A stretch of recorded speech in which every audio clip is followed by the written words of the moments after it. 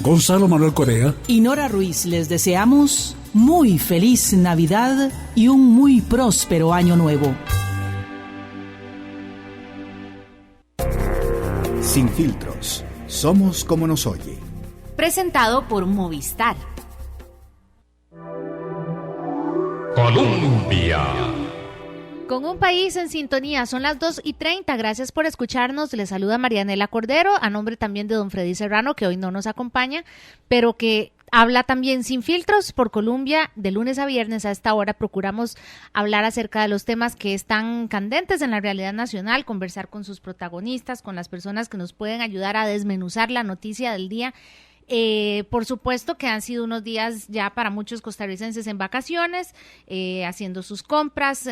Hoy pasé por San José Centro. Si viene a San José Centro y el clima sigue así, ojalá se ponga un poquito de bloqueador. Estaba fuerte el sol. Tome las precauciones, zapatos cómodos y haga las compras con paz, tenga algo de paz y paciencia también. Por supuesto, siguiendo también las incidencias de la Vuelta Ciclística a Costa Rica en su edición número 50. Quiero felicitar a los compañeros de Deportes Colombia por la transmisión de lujo que están llevando en cada rincón del país y por supuesto está muy, muy emocionante cada una de las etapas. Todos los que puedan salir a la orilla del camino a aplaudirle a esos valientes ciclistas, háganlo. Son ejemplos de deporte, de esfuerzo y además es una tradición. Diciembre tiene muchos sabores, aromas y colores en Costa Rica, pero si no es el sonido de esas bicicletas bajando y subiendo por todas partes, eso también nos haría falta en diciembre. Y también, pues como herediana, saluda a los campeones nacionales, el Deportivo Saprissa, porque sí, ganaron en muy buena lid. Lo digo con un poquito de dolor, pero con todo el espíritu deportivo, ganó el mejor. Así es la cosa. Bueno, ahora sí, vamos a empezar con un tema que yo creo que tal vez ustedes que en este momento nos escuchan digan, pero hoy no estamos hablando de eso, ¿no? Pero si ustedes recuerdan, el viernes 12 de diciembre, como que todo Costa Rica se levantó, se enojó, se reaccionó acerca del tema del levantamiento del veto de la reforma procesal laboral. Había reacciones de todo tipo. Fue una noticia que se diluyó un poco ese fin de semana porque sucedió un viernes, buscando un poco horas de la tarde, del mediodía a la tarde, y tal vez, y hay que ser honestos en esto, la gente no lee todo lo que debe leer, escucha reacciones y puede quedar la idea en el aire de que ¿será que eso es importante para mí o no? ¿Por qué están tan enojados los que rechazan esta decisión? ¿Por qué están tan complacidos los que la apoyan? En Sin Filtros queremos desmenuzar esa noticia y lo hacemos con dos invitados, don Manuel Francisco Umaña, que es experto en Derecho Laboral, ex profesor universitario, ex juez, don Manrique Jiménez, también doctor en Derecho Administrativo, especialista en Derecho Constitucional, ex magistrado, en fin, aquí si ustedes tienen preguntas, yo diría que de aquí a las 2:30 saquemos del jugo a los invitados, a las 3:30, porque es un tema denso, pero yo sé que vamos a manejarlo de la forma en que todos lo podamos entender. Muchas gracias por atender esta invitación de Colombia a ambos. Comencemos, don Manuel Francisco, por explicar a la gente cuando se habla un poquito de los antecedentes de esta ley y por qué fue que esa decisión del viernes pareciera que estalló repentinamente, pero no fue algo repentino. ¿De dónde viene? Perfecto. Muchas gracias, Marianela. Gracias a Radio Colombia, a don Rolando Alfaro, a don Raúl Quesada, a todo el equipo que conforma esta gran empresa. ¿Y quién está en cabina? A ver, que no. Roberto Torres. Don Roberto Torres también. El primer sapricista que tenía que saludar. Un saludo y desde luego una felicitación por el triunfo de los morados. Los florenses y los manudos estamos un poco dolidos todavía, pero bueno, así es el deporte y vamos para adelante. Perfecto. En cuanto a este tema que nos ocupa hoy día, referente a la reforma procesal laboral, lo primero que hay que decir, Marianela, es que este es un proyecto, como dice nuestro pueblo, que se las trae. Los antecedentes son muy ricos, pero vamos a sintetizarlos de la siguiente forma. Hace algún tiempo, los personeros de la Organización Internacional del Trabajo, la OIT, emitieron una opinión en el sentido de que aquí en Costa Rica no se daban más huelgas porque los requisitos que que establece el Código de Trabajo son muy difíciles de alcanzar. Entre ellos, que los trabajadores de la empresa que apoyan la huelga, que eventualmente podrían apoyarla, deben constituir un 60% del número total de trabajadores de la empresa. Ese requisito, Marianela, ha sido ciertamente difícil de alcanzar, de llegar. ¿Qué sucede? Entonces, los señores de la OIT insistieron reiteradamente con el Ministerio de Trabajo en los diferentes turnos, los diferentes ministros, en el sentido de que era necesario modificar el Código de Trabajo para que se pudiera llegar con mayor facilidad, quizás podríamos decir, al estado de huelga legal. Que no hubiera tantas restricciones. Por ejemplo, que ese porcentaje no fuera tan alto. Exactamente. Ese precisamente es el elemento esencial para estos propósitos. En el sentido, entonces, de rebajar el porcentaje del 60%, y entonces en aquella época se constituyó una comisión al amparo del Poder Judicial, la cual estuvo conformada originalmente por el magistrado el magistrado Aguirre. También formó parte de ella el especialista en Derecho Laboral, el licenciado Óscar Bejarano Coto, representantes de la Unión de Cámaras, representantes de los sindicatos y de otras organizaciones afines al ámbito del derecho del trabajo. Don Orlando Aguirre, repito, es el presidente de la Sala Segunda de la Corte Suprema de Justicia, que como todos sabemos es la sala encargada de tramitar en tercera instancia, es una tercera instancia rogada que se denomina, es el presidente de la Sala Segunda. Bien, el proyecto de ley fue entonces aprobado, digámoslo así, por todas las partes interesadas y contenía una disposición en virtud de la cual se disminuía el porcentaje del 60% a un 40% para efectos de la huelga legal. Cuando nos entregaron ese proyecto de ley, yo lo primero que anoté fue que ese porcentaje era contradictorio con el fundamento de la democracia costarricense, porque no puede ser posible bajo ningún aspecto, no puede ser posible que una minoría de trabajadores de una empresa determine cuál va a ser el futuro de los compañeros trabajadores y de la empresa misma, siendo, repito, una minoría. ¿Qué sucedió entonces? Bueno, hubo una gran discusión, todos los sectores interesados en el asunto opinaron y yo propuse, recuerdo perfectamente en esa ocasión, que respetando los principios democráticos se estableciera ese porcentaje en el 51%. Si el 51% apoyaba la huelga o apoya la huelga debe ser declarada legal. Si no, sería una huelga ilegal con las consecuencias que todos conocemos, como el despido sin responsabilidad patronal por parte de la empresa empleadora, lógicamente. Bien, la discusión fue muy rica, fue una discusión profunda y finalmente la mayoría como corresponde al sistema democrático determinó que el porcentaje debería de establecerse en el 50% más un voto, ¿verdad? No el 51%. En esas condiciones, el presidente de la República de entonces, conjuntamente con su ministro de Trabajo, remitió el proyecto a la Asamblea Legislativa, en la que se le dio todo el trámite de ley, etcétera, y finalmente, en diciembre del 2010, se aprobó el proyecto de ley y se remitió entonces ya con el segundo debate se remitió al Poder Ejecutivo en la persona de doña Laura Chinchilla para que sancionara el proyecto o lo vetara. En efecto, doña Laura Chinchilla, como todos sabemos, vetó lo que era hasta ese momento un proyecto de ley que había sido tramitado con el número 15.990. Doña Laura emitió su veto por las razones que todos conocemos, en el sentido de que la ley, digámoslo así, o el proyecto de ley, más bien, el proyecto de ley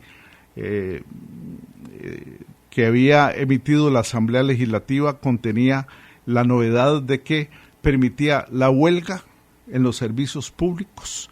Los servicios de salud. Salud, seguridad, todo lo que son servicios públicos, transportes de personas, de cosas, la operación de los puertos, los aeropuertos, etcétera, todo el concepto de servicios públicos. Ahora, se ha hablado mucho de los errores que contiene la ley y que hay temas de redacción, el contenido, el fondo, y uno como ciudadano, porque todo esto que ustedes mencionan y nos van a explicar, en términos legales, uno le puede ir siguiendo la pista, y es un tema muy denso para uno como trabajador entrarle y decir, bueno, al final, ¿esto qué significa para mí? Pero ¿por qué va y viene una ley que tiene tantas cosas que revisarle? ¿No será mejor primero revisar los detalles para no estar en devuelvo y esto hay que cambiarlo y esto debería revisarse después? Que es como parte de las críticas. Yo no sé si usted está de acuerdo, don Manrique, en que eso es parte de las críticas que se hacen. Hay mucha letra menuda que ha faltado revisar y no queremos hacerlo, perdonen, a la tica, que a veces uno dice, está bien así, pero ahorita lo arreglo. Que esa es la sensación que queda, que hay algunas cosas, ahora vamos a hablar de quienes están a favor y en contra, pero como de que hay partes que no se revisaron bien, hay detalles que no estaban bien redactados. ¿Qué defectos o detalles todavía había en esta ley que hicieron que en algún momento dijeran, no, esto mejor lo devuelvo aquí a la Asamblea, y ahora se levanta el veto? Entonces, para uno comprenderlo, en términos legales uno entiende, pero después uno dice, ¿por qué va y viene una información y no se hace de una sola vez bien redactada? Muchas gracias, María Elena, don Manuel Francisco, que me acompaña aquí en la mesa principal. Gracias a Radio Colombia por la invitación y por supuesto el agradecimiento a todos los radioescuchas. Bueno, realmente es muy propio de nuestro país hacer todo a la ligera y además de manera, digámoslo así, imprudentemente.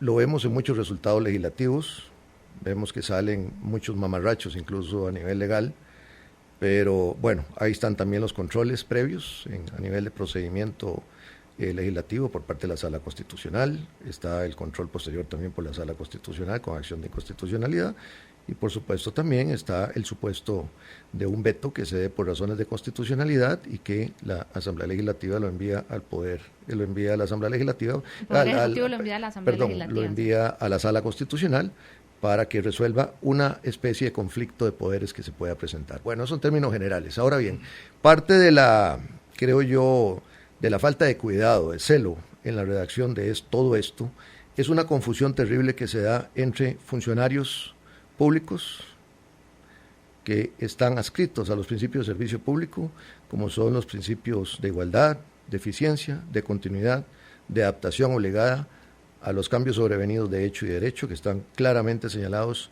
en la Ley General de Administración Pública, a lo cual también se adhieren otros principios dispuestos por la Sala Constitucional, por derivación del derecho de la Constitución, como es el principio de eficacia, que no es lo mismo que eficiencia, o sea, es dar el mayor rendimiento al menor costo y en el menor tiempo, el de transparencia, el de rendición de cuentas, y por supuesto el de probidad, es decir, la ética en el ejercicio de la función pública.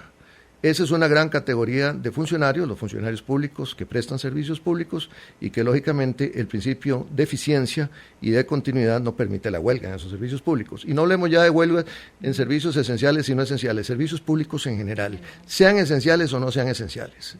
La ley no establece una diferencia y esa norma de la Ley General de la Administración Pública, la misma jurisprudencia constitucional ha elevado esta ley a rango de ley principista, es decir, que contiene una serie de principios fundamentales que se adscriben al derecho de la Constitución.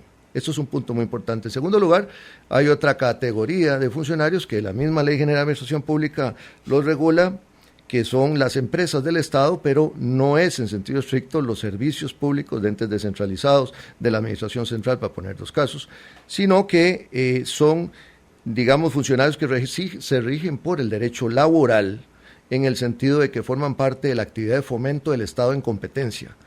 Entonces, para darle una mayor soltura de esas administraciones en el ejercicio de la competencia, entonces se amplía el fuero de aplicación de lo que es el régimen de derecho común, como lo llama la ley general, o sea, el derecho laboral, pero que en sentido estricto para lo que son funcionarios públicos, servicios públicos, solo se aplica supletoriamente, porque prevalece el principio de legalidad y el principio de subordinación al ordenamiento jurídico escrito y no escrito público. Permítame nada más. Sí, porque todo eso suena muy, muy elevado.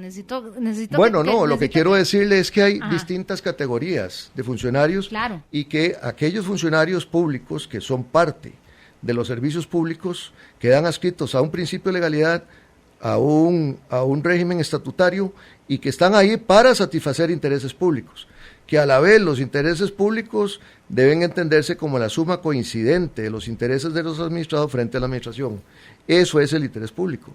Y los servicios públicos, las administraciones públicas están para satisfacer los intereses públicos, no los intereses gremiales ni los intereses particulares. Quiero decir que mi participación aquí trasciende estrictamente lo ideológico, los intereses particulares. No, aquí estoy simplemente defendiendo lo que son principios de derecho con toda la posible objetividad del caso. Después, otro punto importante también, se han dado en la realidad práctica algunos entes descentralizados, por ejemplo, los bancos del Estado, que por disposición constitucional son entes del Estado, y que de una u otra manera están en régimen de competencia y combinan los dos regímenes, pero que como entidad descentralizada quedan adscritos al servicio público y por lo tanto no es permitida la huelga de principio. A ver, si uno pudiera como resumir ventajas y desventajas, las primeras ventajas que uno puede ver en esto es que las huelgas tienen reglas. Hay reglas claras para que haya una huelga que se declare legal, que la gente diga, ok, así sí, y que esto no signifique, como decía bien usted, que sea una minoría la que determine el futuro del resto de la empresa. Pero vuelvo a ese punto que les decía al inicio, yo soy empleado de una empresa más o menos grande, trabajo en el sector público. ¿Cómo me afecta a mí eso que sucedió ese viernes? ¿Y por qué sería importante que en las empresas hablemos de este tema? Yo sé que ahorita todo el mundo está buscando cómo rendir su aguinaldo y están pensando en fin de año, pero ¿cómo podría esto afectar a las empresas el año que viene, por ejemplo? Bien, mire, Marianela, el punto es muy sencillo. El proyecto de ley, como todos los proyectos y como todas las leyes y como todas las cosas del mundo, tiene aspectos positivos y aspectos negativos. Este proyecto de ley de reforma procesal laboral, que dicho sea de paso, no es un código, es una reforma de ley, simplemente, ¿verdad?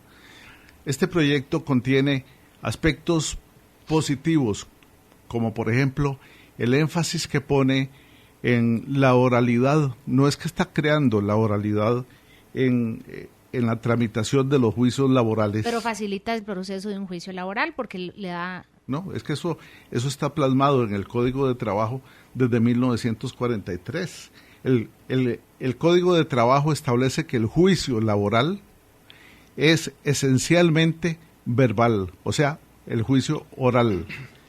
Así está establecido en el artículo 443 del Código, que dice textualmente: el procedimiento en todos los juicios de competencia de los tribunales de trabajo es fundamentalmente verbal. Entonces, ¿para qué tanto, digámoslo así, para qué tanto alboroto, para qué tanta espectacularidad si es un principio consagrado en el Código de Trabajo, repito, desde 1943? ¿Qué es lo que ha faltado? Lo que ha faltado, lo digo con todo respeto, con toda consideración, es organización en la Corte Suprema de Justicia a fin de dotar a los tribunales de trabajo del equipo de grabación, el equipo técnico, para que los juicios laborales efectivamente se realicen de manera verbal. ¿Algunos duran cuánto? Mire, Marianela, 10 años, puede durar un proceso. Nosotros en nuestro bufete hemos tenido juicios que han durado 12 y 14 años, y no por culpa de los abogados, ni mucho menos, jamás, sino porque así lo ha determinado la tramitación en los juzgados de trabajo. Circunstancia que tampoco es imputable al personal de los juzgados, porque el crecido número de expedientes así lo determina. ¿Qué es lo que falta? Entonces, más bien es organización y equipo para que los juicios se tramiten verdaderamente de manera verbal. Vamos a hacer la primera pausa en Sin Filtros y al regresar vamos a continuar desmenuzando este tema de la ley, de la reforma a la ley procesal laboral, y también vamos a hablar acerca de ese portillo que queda abierto para que esos servicios esenciales vayan a un paro de labores, porque ahí sí es cierto que aunque usted no tenga, ahí donde uno dice yo no tengo vela en este entierro y resulto afectado. Ya casi regresamos, estamos en Colombia con un país en sintonía. Vamos a una pausa comercial. La magia de la Navidad llegó. Pásate a Movistar y recibí los mejores regalos. Duplica de por vida más bono de portabilidad con saldo, internet y minutos LDI para llamadas a Movistar Centroamérica, Estados Unidos y Canadá. Con estos regalos, cualquiera pasa una mejor Navidad. Movistar, compartida la vida es más. Aplican restricciones. Más información en www.movistar.cr. Regresamos con Sin Filtros. 2:51, estamos con un país en sintonía en Colombia, 98.7 FM. Les recuerdo que también puede descargar la aplicación de Radio 2 Digital y así tendrá en su dispositivo móvil todas las emisoras del Grupo Colombia. Puede decirle a sus familiares, estos días la programación de Colombia va a estar muy bonita, familia y amigos en el extranjero. Dígales que ingresen a columbia.co.cr y van a sentirse como si estuvieran aquí, de verdad que sí. Por supuesto, también puede seguir las transmisiones deportivas y darle continuidad a la vuelta, porque la vuelta no ha terminado y la vuelta en sus 50 años está muy buena para seguirla por Colombia, pero también queremos que usted le siga la pista, que le siga con interés a la discusión que se está dando acerca de, la reforma procesal laboral, y el 12 de diciembre que se armó, como decíamos, un polvorín. Y a veces hay polvorines en los que hay que, después de que ya pasa el bullicio, hay que sentarse, leer, comprender, preguntar. Tal vez nos ha faltado preguntar un poco más. Hablábamos de que algunas de las ventajas que tiene esta ley, por supuesto, lo que mencionaba ahora de Manuel Francisco, juicios por asuntos laborales que duraban décadas. Bueno, ya ahora gracias a la introducción de la oralidad en el proceso y esos mecanismos de conciliación, pues ya podrían tener una duración decente, digamos, pero faltan equipos, ya eso lo tengo ahí en las notas, faltan equipos. No. Protección al trabajador contra despidos abusivos, casos de trabajadoras embarazadas, por ejemplo, no más discriminación por aspectos de religión, etcétera. La niñez. Protección a la niñez. Exacto. Y también, la regulación de las huelgas, porque tienen que anunciarse un mes antes de que inicien, por ejemplo, y por obligación tienen que tener un plan aprobado por un juez que garantice que esa realización no afecte los servicios mínimos, pero ahí es donde empiezan también los peros, el resto de los peros. Hablemos de ese portillo que queda abierto para los servicios esenciales, porque ahí es donde la gente con toda razón se enoja, y tal vez no dentro de la misma empresa, cuando afecta a terceros, y ahí es donde todos sí nos enojamos. Si quiere, usted se quería referir a la parte específica del veto, ¿verdad? Bueno, vamos a hablar entonces del veto, que es un tema apasionante, ¿no? En primer lugar, me parece que lo que dijo la Sala Constitucional en el año 1992, que dio la posibilidad para levantar el veto antes de que el proyecto entrara en discusión en la Asamblea Legislativa, que iba de vuelta, digámoslo así, es, con todo respeto, una ocurrencia. O sea, yo no lo veo en ninguna norma. Realmente eso fue por pura interpretación, como decimos los abogados, ex novo, interpretación totalmente nueva. No hay un fundamento sólido en el derecho de la Constitución. Si hacemos un repaso del derecho de la Constitución, en el artículo 126 es claro de que de manera expresa e imperativa se dan dos supuestos: la posibilidad de aplicar el veto a un proyecto de ley que ya sale de la Asamblea Legislativa, o que el proyecto siga adelante sin veto. Muy bien, esos son los dos supuestos. Nunca se imaginaron los constituyentes que se pudiera dar un levantamiento del veto en el plazo de los 10 días hábiles que está señalando ese artículo. Entonces aquí entramos en un tema muy interesante. ¿Qué dice la Constitución en cuanto a la posibilidad de veto? Bueno, que lo puede ejercer en los 10 días hábiles cuando recibe el proyecto de ley. Eso es lo que dice la Constitución expresamente. Si lo dice la Constitución, es importante señalar que una Constitución no está para regular aspectos de procedimiento. Una Constitución es fondo jurídico eminentemente, pero si establece aspectos de procedimiento es para respetarlos a rajatabla, es decir, respetarlos de manera taxativa, imperativa, restrictivamente, y que se cumplan esos 10 días hábiles. Eso es indispensable. Ahora bien, si en ese plazo de los 10 días hábiles se da el veto y se pueda levantar el veto, que es muy extraño, podría hacerse, porque está dentro de la esfera de competencia típica del Poder Ejecutivo. Es incluso una conducta de carácter administrativo derivado estrictamente del derecho de la Constitución que otorga esa competencia.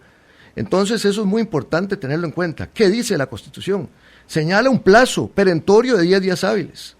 Yo no sé dónde sacó realmente la jurisprudencia de la Sala, que es un voto en 1992 que abrió el fuero, que hasta tanto no se pronuncia en la Asamblea Legislativa, entonces queda abierta la posibilidad incluso de levantar un veto. Entonces vienen las preguntas fundamentales. ¿Dónde queda lo que dice el artículo 126? Permítame un momentico. ¿Dónde queda el principio de seguridad jurídica?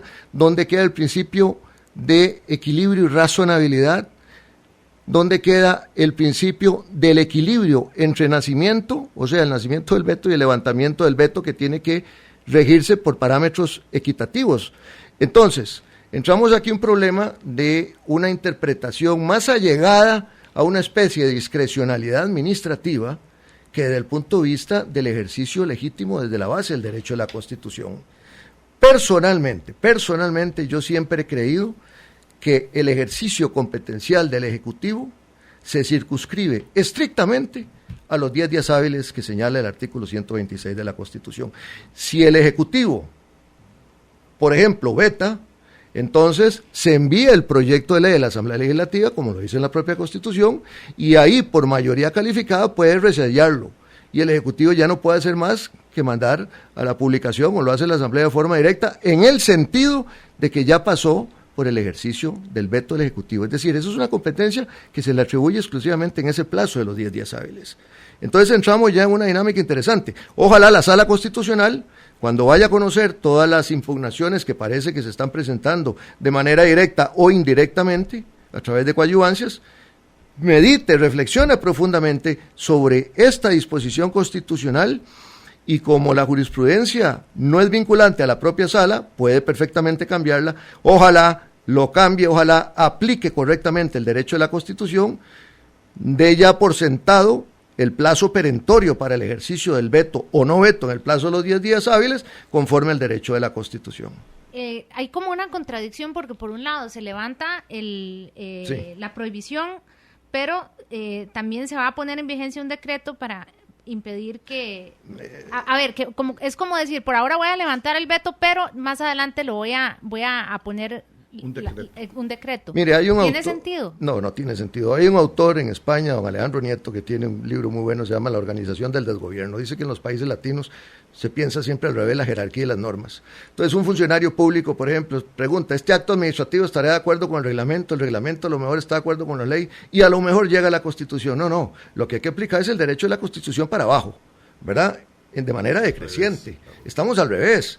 Entonces, ahora se dice, bueno, levanto el veto, pasa la propuesta de reforma legal, y entonces por medio de decreto pretendo desdecir o anular lo que una ley dice de manera contraria. Es más, si pensamos incluso en la categoría del decreto o reglamento ejecutivo, ¿verdad?, que lo dicta el Poder Ejecutivo, ese reglamento ejecutivo tiene que estar dentro de los parámetros necesarios de la limitación de la ley que le dan la posibilidad de esa creación. Pero aquí resulta que se dicta una ley que después un decreto pretende decir lo contrario a una ley. ¿Pero cómo va a decir lo contrario a la ley si está por encima del decreto? Ahí es donde la gente está tan Bueno, por preocupada. eso. Entonces, perdóneme nada más para terminar la idea, porque esto es verdaderamente apasionante, porque Además, se está tocando una materia que tiene que ver con servicios públicos, ya no hablemos solo de esenciales, servicios públicos, en el ejercicio de la función pública del principio de legalidad, para decir que no se permiten los huelgas en los servicios públicos esenciales. Bueno, primero, se está diciendo de manera contraria a lo que dice la ley, porque no se permite en ningún servicio público. Entonces, es un decreto que está violando la ley. Pero además, se está haciendo un decreto para una modificación al Código de Trabajo, cuando en realidad el Código de Trabajo no aplica a lo que es el servicio público en sentido estricto, porque para eso está la Ley General de Administración Pública. Don Manuel Francisco, queda uno, le voy a decir, uno como trabajador escucha a ustedes, los abogados, hablar de estos temas, los especialistas en derecho, a uno le cuesta comprenderlo y uno dice, si hay tanta confusión entre ellos, ¿a qué me puedo atener yo? ¿Qué me espera a mí? Y a mí. Pero es muy fácil, Marianela. Pero no es tan sencillo. Vea claro. lo que se ha armado. Uno, como trabajador, dice, ¿habrá alguien pensando en mis intereses? ¿Habrá alguien pensando en mí? Porque somos los que quedamos, perdón la expresión, como un sándwich en medio de tantos términos legales, de tantos términos administrativos, del ir y venir de papeles, y estamos hablando de bastantes años de discusión. ¿Qué cree usted que sea lo que beneficia de verdad al trabajador o lo que lo perjudica, así como están las cosas hasta hoy? Porque como después va a haber otro proceso, ¿verdad? Que lo vamos a explicar después. Claro. ¿Qué me beneficia a mí quedando en la calle, trabajando, y qué me perjudica? Esencialmente beneficia al trabajador. Como le decía al principio, esta ley tiene aspectos positivos y negativos. ¿En qué beneficia al trabajador esta reforma de ley? En que pone énfasis en la tramitación rápida de los procesos, lo que no se ha dado hasta el momento. Eso nos quedó claro, ya los procesos ya van a ser exactamente más ágiles porque se le da prioridad a la oralidad. La protección a ciertos grupos de trabajadores, ¿verdad?, que merecen esa protección, como las mujeres, los niños, discapacitados, exactamente, no se puede discriminar. No se puede discriminar, desde luego. Y fundamentalmente, la ley, porque ya es una ley, ya no es un proyecto, esto es una ley, beneficia al trabajador en cuanto a la organización misma en que puede participar el trabajador. Hay que decirlo con toda la franqueza del caso, esta ley favorece la tesis y la posición de los sindicatos. Ese es un aspecto positivo para el lado de los trabajadores.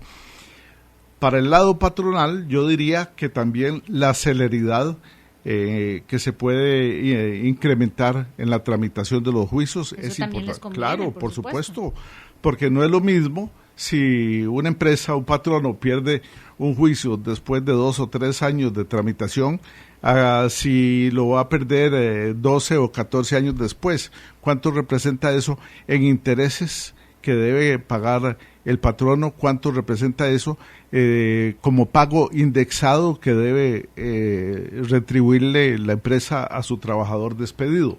O sea, hay aspectos positivos. Sin embargo, permítame, Marianela, intervenir en un aspecto relacionado con las acotaciones que acaba de hacer el doctor Jiménez Mesa en este sentido. Leí en estos días que la Procuraduría General de la República, o sea, el abogado del Estado, se pronunció en contra del levantamiento del veto. Y sobre el particular, con el respeto y la consideración debida, desde luego hacia usted, Marianela, y hacia don Manrique, yo quisiera que incursionáramos un poquito en ese tema para ver cuál es la opinión de don Manrique sobre la posición de la Procuraduría, ¿le parece? Mientras sea de una forma que todos podamos entender, vuelvo al punto. Claro. Esto es tan complejo que para uno como trabajador lo que le queda claro es que todo está enredado. ¿Sí me explico? Lo que me queda claro es que este ha sido un proceso tan complejo por dentro para los mismos involucrados, para un problema entre poderes, de definiciones, hay mucha ambigüedad. Entonces, de repente, todas esas ventajas suenan muy bien, pero ¿será que se pueden aplicar? Por supuesto que se pueden aplicar. ¿Cómo no? Claro que se pueden aplicar. Si la mayoría de estas ventajas, repito, están en el Código de Trabajo desde 1943. Lo que ha faltado es voluntad, es decisión, ganas de ir adelante y ponerlas en práctica. Eso es todo. Vamos a hacer una pausa a las 3:05 y le vamos a pedir a don Manrique que nos explique qué sigue. Yo sé que usted no tiene una bolita de cristal, pero ¿cuáles deberían ser los pasos legales, la forma más sencilla? ¿Cuál es el paso que sigue para ver si de verdad puede haber un reglamento que ponga en orden todo esto que se quiere hacer? Aunque sé, o me pareció entenderle, si realmente lo logré, que eso que usted acaba de decir, de que venga un reglamento a arreglar algo de una ley, no tiene mucho sentido. Levanto el veto, pero lo voy a arreglar después. Decreto. Es como voy a dejar pasar esto, es que está mal hecho, pero lo arreglo después. Eso no suena muy bien y no queremos comenzar el 2015 haciendo las cosas mal hechas en Costa Rica, pero es uno de esos temas con los que queremos que tenemos que resolver y que tenemos que aprender a preguntar. A partir de ahora, los ciudadanos mejor informados son los que toman mejores decisiones también. Las 3:06 en Colombia, sin filtros. Vamos a una pausa comercial. La magia de la Navidad llegó. Pásate a Movistar y recibí los mejores regalos. Duplica de por vida más bono de portabilidad con saldo, internet y minutos LDI para llamadas a Movistar Centroamérica, Estados Unidos y Canadá. Con estos regalos, cualquiera pasa una mejor Navidad. Movistar, compartida, la vida es más. Aplican restricciones. Más información en www.movistar.cr. Regresamos con Sin Filtros. Pero no todo decreto es un reglamento. Como un país en sintonía, cuando pensamos en las cosas que quedan para el otro año pendientes, este gobierno no tiene todavía, ya lleva bastante, no podemos decir que es nuevo, ya la parte de novedad ya se acabó, pero yo creo que va a ser uno de los temas con los que arrancamos el 2015 y hay tantas ambigüedades para los trabajadores, también para los empresarios, quedan muchas preguntas en el aire y le preguntaba a don Manrique Jiménez, ¿qué sigue? ¿Quién tiene la papa en la mano ahorita con este tema? ¿Qué es lo que podría pasar? ¿Qué plazos puede haber? Porque estamos hablando de una ley que ha pasado por muchas manos, va, viene, los detalles, los errores, y todavía está flotando y no sabemos qué va a pasar. ¿Cuál es el paso que sigue en buena teoría? Bueno, en buena teoría el paso que sigue es atacar eventualmente la ley por una acción de inconstitucionalidad. La Sala Constitucional. Incluso podría intentarse una acción directa sin juicio previo, que es la posibilidad que se tiene de un ataque a una ley, en este caso, de manera parcial, me imagino, no va a ser total, pero sí de manera parcial, en el sentido de que se están afectando intereses colectivos. Eso en primer lugar. En segundo lugar, cuando se dio el veto por parte de la administración Chinchilla, yo creo que se cometió la omisión de haberlo declarado digamos que sea un veto por razones de inconstitucionalidad. Si hubiera sido así, se presenta una especie de conflicto de poder ejecutivo-legislativo, está regulado en la misma Constitución, la Asamblea Legislativa lo remite a la Sala Constitucional y en un plazo de 30 días la Sala resuelve. Eso para mí hubiera sido lo óptimo, pero hay que recordar que también los vetos pueden ser por criterios de oportunidad o conveniencia, y lógicamente inconveniencia se entiende no solo desde el punto de vista de oportunidad, sino también eventualmente de choque con la legislación ordinaria. Ahora bien, que si es un decreto o un reglamento lo que dictó el Ejecutivo, bueno, realmente sea uno u otro, realmente son actos administrativos. En la ley general un reglamento es un decreto de alcance normativo, es decir, que se adhiere al ordenamiento jurídico escrito. No significa que tenga rango de ley, sino que simplemente se adhiere, o sea, forma parte del derecho escrito. Un decreto es un acto administrativo de alcance general, pero no llega a tener el rango de reglamento porque no se incorpora al ordenamiento escrito. En todo caso, es una conducta administrativa.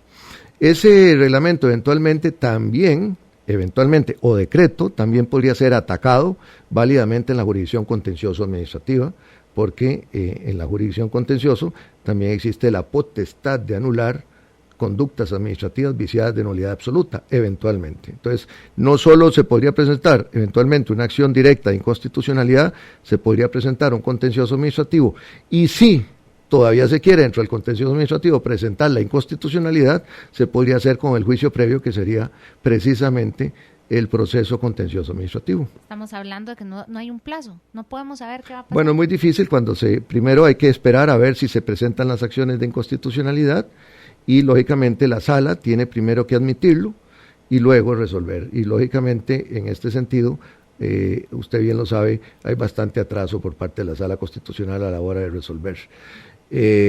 También existen otros mecanismos procesales, eventualmente de coadyuvancias.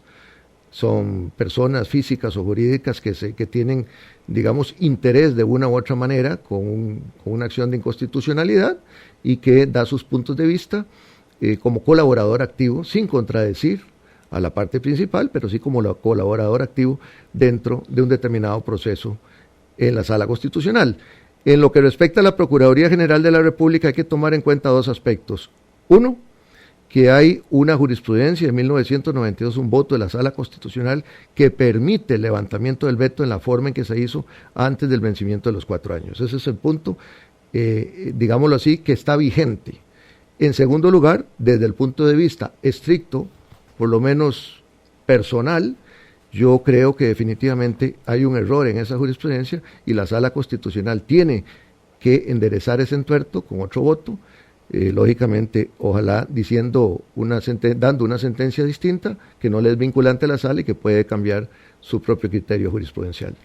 Bueno, ya el Partido Unidad Social Cristiana ha presentado una moción para que se le dé prioridad a la reforma procesal laboral para poder arreglar los errores. Vuelvo a ponerme, no, yo soy trabajadora. Uno se pone a pensar, ¿quién está pensando en mí como trabajador? Esto, ¿cómo podríamos solucionar, agilizar?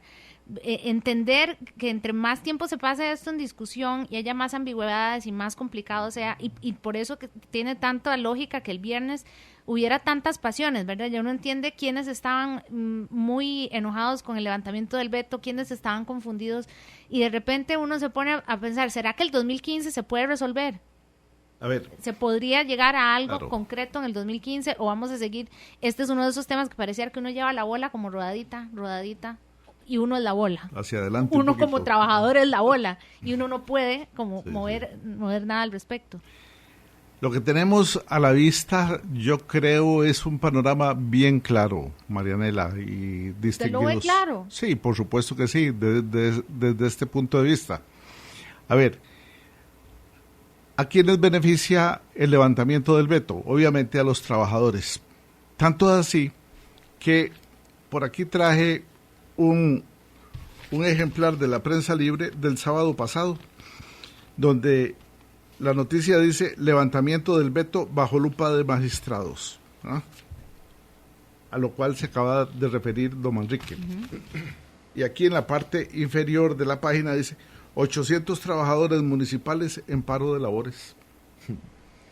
¿Qué está indicando esto? En la misma página. Claro, en la misma página. ¿Qué nos está indicando esto?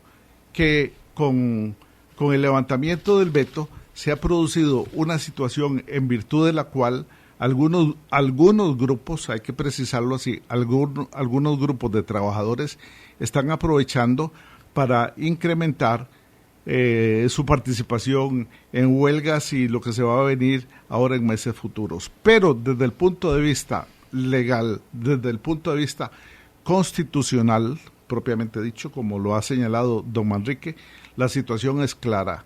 Es la Sala Constitucional de la Corte Suprema de Justicia la que nos va a decir si este proyecto número 15.990 es ley de la República o no es ley de la República. Eso es lo que va a marcar. Por eso yo le digo, el panorama es sencillo, ¿verdad? Ahora, que el proyecto en sí o la ley en sí es compleja, ciertamente es una ley que no es de fácil interpretación y menos de fácil ejecución. Y siento que se ha puesto como tenso el tema entre trabajadores y empresarios. No sé ustedes Mucho. cómo, porque imagínense ir a explicar esto a una empresa. ¿verdad? Y ustedes lo acaban de decir, sin tomar partido, qué difícil, sin ni siquiera decir esto es bueno, esto es malo, esto es un tema tan complejo, y ahí es donde uno se pregunta eso, ¿verdad? ¿Cómo se está poniendo de denso el tema laboral en Costa Rica? Empresas que se van, empresas que cesan un montón de trabajadores. El otro año, que pinta incierto, la cantidad de costarricenses que según una encuesta creen que dentro de 6 meses puede que tengan trabajo, puede que no. Esto contribuye a un ambiente de incertidumbre tremendo. Don Enrique. Vea, desde un punto de vista práctico, podríamos decir lo siguiente, en sentido estricto jurídico. Una reforma parcial al Código de Trabajo incide directamente y de forma necesaria en la relación obrero-patronal, o incluso también en la parte de la administración, empresas del Estado. No así incide en el ejercicio estricto de la función pública, donde rige el servicio público, el principio de legalidad y el régimen estatutario. O sea que los funcionarios públicos quedan adscritos a ese régimen como instrumento de satisfacción de los intereses públicos, porque para eso están como funcionarios públicos y para eso están las administraciones, para cumplir con los cometidos de satisfacer los intereses públicos. En concreto, si lo que se pretende es, a través de una reforma del Código de Trabajo, desdecir, contradecir o anular lo que dice la Ley General de Administración Pública, no procede, porque la propia Ley General de Administración Pública dice que rige el libro primero, que es donde está señalado todos los principios de servicio público, para todo el aparato del Estado en el ejercicio de la función pública. Y solo, y nada más que solo, supletoriamente y en última instancia, se aplica el derecho común, le hace el laboral. O sea que esto no puede tener ninguna incidencia de favorecer la huelga en el sector público entendido como servicio público, esencial y no esencial. Todos. Por lo tanto, aquí hay un mamarracho, una confusión jurídica, que un decreto, que una reforma legal al Código de Trabajo, perdónenme, es que el Código de Trabajo no se aplica de forma originaria a lo que es en los servicios públicos. Para eso está la Ley de Administración Pública, que por expresa disposición excluye el Código de Trabajo, aplicable solo supletoriamente en caso de silencio de la norma, pero no hay silencio. La Ley General lo establece claramente. Se requiere el principio de eficiencia y continuidad del servicio, y no puede haber continuidad en un servicio, se huelga. Así de simple. Las 3:17, venimos al cierre del programa para resumir cómo pinta en la opinión de nuestros dos expertos. Repito, creo que el tema legal puede que ustedes lo vean clarísimo, para nosotros es confuso. Y uno lo que quiere es pensar qué debería suceder en Costa Rica el próximo año para que salgamos adelante, tanto empresarios como trabajadores, para que no haya hay un ambiente de incertidumbre. Y por lo menos ese viernes, yo creo que todos los que estaban siguiéndole la pista a la noticia y los que tuvieron que leérsela completa el sábado, todavía decían, ¿qué fue lo que pasó ayer? Esto fue un burumbum. Y a veces, si empezamos a ver esos antecedentes que nos explicaba don Manuel Francisco, uno dice, vamos a seguir con este tema en el 2015. Venimos al cierre Sin Filtros por Colombia. Vamos a una pausa comercial. La magia de la Navidad llegó. Pásate a Movistar y recibí los mejores regalos. Duplica de por vida más bono de portabilidad con saldo, internet y minutos LDI para llamadas a Movistar Centroamérica, Estados Unidos y Canadá. Con estos regalos, cualquiera pasa una mejor Navidad. Movistar, compartida, la vida es más. Aplican restricciones. Más información en www.movistar.cr. Regresamos con Sin Filtros. Con un país en sintonía, vamos cerrando este programa. ¿Qué va a pasar en el 2015? Por supuesto que no tenemos manera de adivinar el futuro. Lo que creo es que se percibe y por eso tal vez estábamos tantos deseando salir a vacaciones. Ha sido un año difícil para los trabajadores. Vamos a recordar, hubo una huelga de educadores al inicio de este gobierno. Habdeba hace poquito. Lo que les hablaba ahora del ambiente del ir y venir de ciertas empresas, menos empleos, de repente el gobierno nos dice, no, pero estamos trayendo esta otra empresa y va a venir esta otra y van a generar estos empleos. Qué complicado, porque al final lo que todos queremos es un ambiente tranquilo para trabajar. Nadie quiere verse obligado a unir a ver, las huelgas son complicadas también, no solo para la empresa, es complicada para uno como trabajador organizarla, y como les decía, siempre hay terceros involucrados, siempre hay terceros afectados. ¿Cómo podríamos resumir el reto que tiene la administración de Luis Guillermo Solís con esta papa en la mano, que sigue caliente y no ha dejado de estar caliente porque no se ha enfriado y pareciera que no se va a enfriar? ¿Cuál es el reto, don Manuel Francisco? En mi concepto, el reto es uno y muy directo. Debemos resolver esto a la tica, conversando, dialogando, tratando de conciliar los diferentes intereses a nivel de la Asamblea Legislativa. La Asamblea Legislativa tiene a mano el procedimiento idóneo para emitir, entonces sí, una nueva ley que regule toda esta situación de acuerdo con los diferentes intereses que están en juego. Pero eso se logra solo con buena voluntad, es que esa asamblea está diálogo. complicada Sí, para claro, este año también. por supuesto que sí. La Asamblea Legislativa está muy complicada, todos lo sabemos, Marianela. Este fue un ingrediente extra. Exactamente.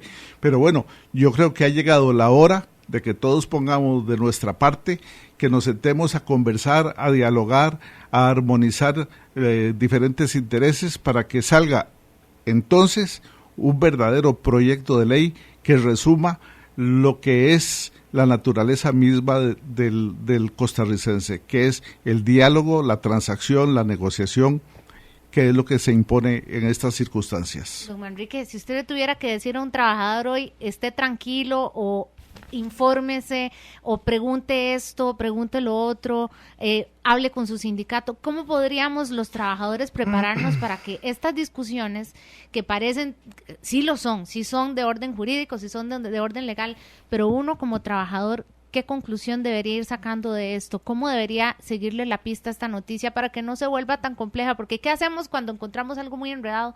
No nos informamos mucho y nos quedamos con lo que queda en el aire en la calle. Y ya nos dimos cuenta que si se hubiera redactado bien desde el principio, tal vez nos hubiéramos ahorrado un montón de problemas. Sí, efectivamente.